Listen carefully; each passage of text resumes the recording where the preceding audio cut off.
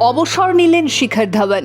বছরের পর বছর ধরে দাম্পত্য কলহের মারাত্মক মানসিক চাপ মুখ বুজে সহ্য করে যে মানুষটা 22 গজে নিজের সেরাটা উজাড় করে দিয়েছেন বরাবর, সেই ক্রিকেট গব্বরের আর দেখা মিলবে না আন্তর্জাতিক ও ঘরোয়া ক্রিকেটে।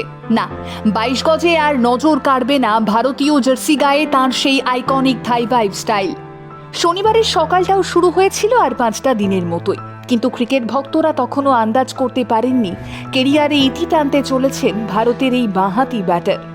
সোশ্যাল মিডিয়ায় একটি ভিডিও পোস্ট করে নিজের কোচ, ভারতীয় ক্রিকেট বোর্ড এবং দিল্লি ক্রিকেট সংস্থাকে ধন্যবাদ জানিয়ে শিখর বলেন, সমর্থকদের ভালোবাসা পেয়েছি। নিজেকে বলতে চাই, দেশের হয়ে খেলতে পারবো না বলে দুঃখ পাওয়ার দরকার নেই, বরং এটা ভেবে আনন্দ পাওয়া উচিত যে আমি দেশের হয়ে খেলতে পেরেছি, একটা পরিবার পেয়েছি, সবার ভালোবাসা আর সমর্থন পেয়েছি। গল্পের বই পড়তে পড়তে যেরকম পাতা উল্টাতে হয়, আমিও সেটাই করছি। আন্তর্জাতিক এবং ঘরোয়া ক্রিকেট থেকে অবসর নিচ্ছি। বছর 38-এর ধাওয়ান দেশের হয়ে শেষবার খেলেছেন 2022-এর ডিসেম্বরে ওডিআই ফর্মেটে। এরপরই ভারতীয় দলে তাঁর জায়গায় আসেন শুভমান গিল। যথারীতি ভক্তরা অনেকেই এই নিয়ে বিশেষ একটা খুশি ছিলেন না, কিন্তু শিখর ধাওয়ান আজ অবধি শুভমান গিলের বিরুদ্ধে এই নিয়ে কোনো অভিযোগ করেননি, আঙুলও তোলেননি, বরং বরাবর বলে এসেছেন শুভমান গিল নিজের দক্ষতার জেরেই জায়গা করে নিয়েছেন, না তার জায়গা ছিনিয়ে নেননি। ভক্তরা বলেন, ক্রিকেটের ময়দানে শিখর ধাওয়ানের ভাগ্যটাই খারাপ।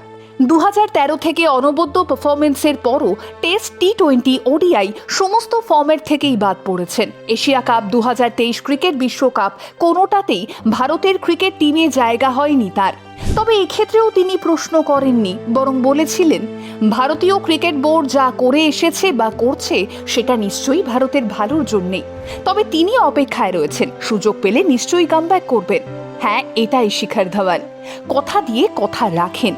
দীর্ঘ সময় পর যখন আইপিএলের হাত ধরে আরও একবার 22 গজে এসে দাঁড়ালেন, তখন প্রথম ম্যাচেই নেতৃত্ব দিয়ে পাঞ্জাবকে জিতিয়ে দিলেন। ক্রিকেটের ময়দানে মিস্টার আইসিসি কত কি রেকর্ড গড়েছেন কিংবা ভেঙেছেন, সেই লম্বা তালিকাটা কম বেশি আমাদের সবারই জানা।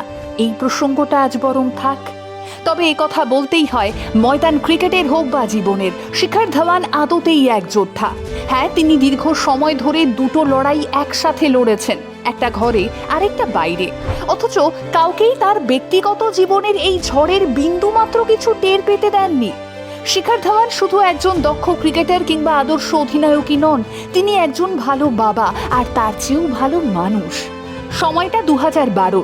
10 বছরের বড় আয়েশা মুখোপাধ্যায়ের সঙ্গে বিবাহ বন্ধনে আবদ্ধ হন শিখর। আয়েশা বাঙালি হলেও তিনি ছিলেন অস্ট্রেলিয়া নিবাসী, আর এটা ছিল আয়েশার দ্বিতীয় বিয়ে। একটা সময়ের পর আয়েশার হাতেই ক্রমাগত নির্যাতিত হতে থাকেন শিখর।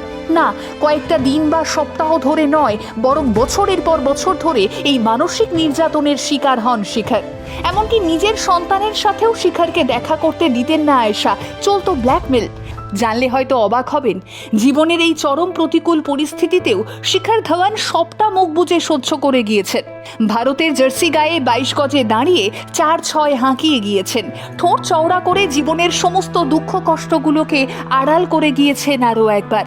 তবে ওই একটা সময়ের পর দেওয়ালে পিঠটা ঠেকে যায়, আর নিজের ওপর অত্যাচার সহ্য করে নিলেও সন্তানের সঙ্গে দেখা করতে না দেওয়ার কষ্টটা বড্ড যন্ত্রণা দিয়েছিল শিখরকে।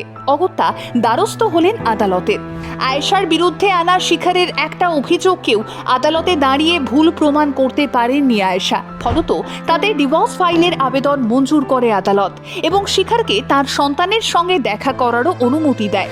সেদিন আদালতে শিখরের ধৈর্য দেখে অবাক হয়েছিলেন বিচারক, আর বরাবর প্যাভিলিয়নে ফেরার আগে বিপক্ষীয় বোলারকে বাঁ হাতেই শিখর বুঝিয়ে দিয়ে গিয়েছেন, গব্বর ইজ ব্যাক। ওই যে বলছিলাম না, ময়দান জীবন সংগ্রামের হোক কিংবা ক্রিকেটের, প্লেয়ার যদি শিখর ধাওয়ান হন তবে জয়টা নিশ্চিত। ভারতের জার্সি গায়ে 22 গজে তার সেই দুর্ধর্ষ শট কিংবা ময়দানে অসাধারণ ফিল্ডিং, আইকনিক সেই থাই ভাইব স্টাইল, কোনোটাই আর দেখার সুযোগ হবে না ভক্তদের। তবে আমরা জানি, আপনি ভারতীয় ক্রিকেটকে দুহাতে ভরে দিয়েছেন শিখর। বিপক্ষ যত শক্তিশালী হোক, ময়দানে এক চুলো জায়গা ছেড়ে দেননি কখনো, কোনো কম্প্রোমাইজ করেননি। প্যাভিলিয়নে ফেরার আগে তাদের চোখে চোখ রেখেই বুঝিয়ে দিয়ে গিয়েছেন, আপনি আদতেই এক লম্বা রেসের ঘোড়া। ভালো থাকবেন যোদ্ধা। 22 গজ ক্রিকেট ময়দান, ভারতীয় দলের ড্রেসিং রুম, গোটা গ্যালারি, সর্বোপরি 140 কোটি মানুষ বড্ড মিস করবে ভারতের জাতীয় দলের জার্সি গায়ে ভারতীয় ক্রিকেটের গব্বরকে।